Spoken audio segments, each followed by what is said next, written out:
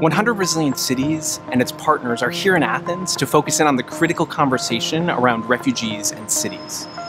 With more than 60% of refugees currently living in urban areas, cities are undeniably at the forefront of this crisis and need the insights and practices to help them not only manage the crisis now, but to build and strengthen their resilience to face future challenges.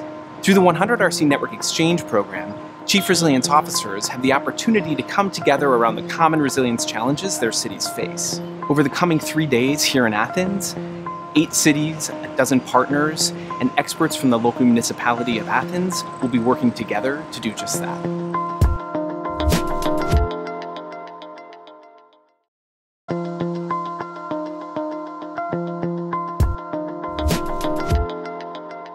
You have cities that are from the Middle East, cities from Europe, and cities from the Americas. 3 different types of realities. So if you combine those 3 realities, you can get an essence.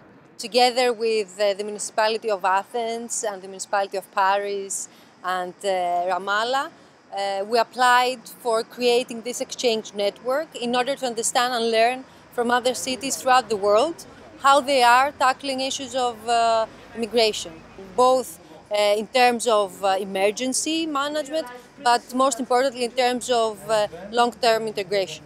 The question here is if you can see this kind of issue through this resilient lens, which means is the way you've planned and you implement your actions robust? Do they have redundancy? Are they integrated? Do you have participation from the different stakeholders? These are exactly the qualities that create a resilient system, and this is the qualities in order to have a system that works for the people in need, but also for the city and for the permanent residents. My concern is the future, because I'm afraid that the situations we're facing now is just a water drop in the ocean of the future migration our countries are going to face in the coming decades.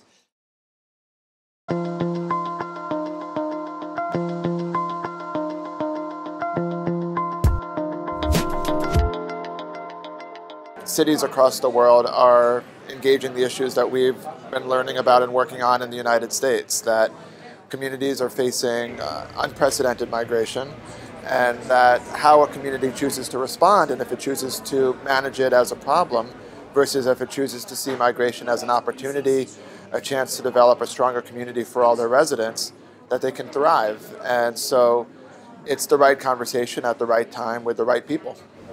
During today's session, we talked about economic inclusion, social cohesion, infrastructure solutions, all around the topic of resilience and integration specifically.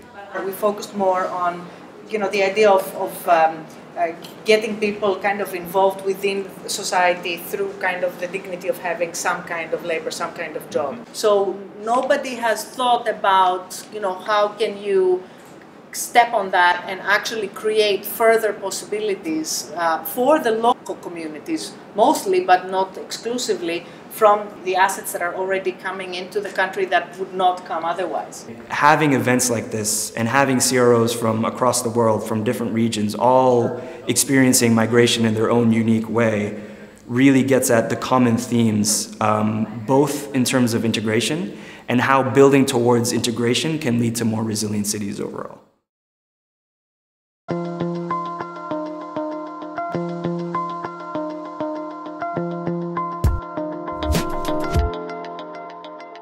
We know that cities are more and more the places where displaced populations and migrants and refugees are moving to. Cities often don't have the means and the mandate to make decisions or to gather resources. So this was a very interesting topic for 100 Resilient Cities to try to tackle.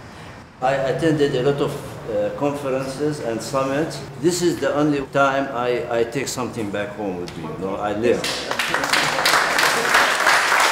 Now, as we head back to our respective member cities across the globe, we take with us a lot of the insights, the practices, the new tools, but also the opportunities for future collaboration and innovation around new solutions, and we'll need to hold that and integrate it into how we're approaching our resilience building activities as urban practitioners.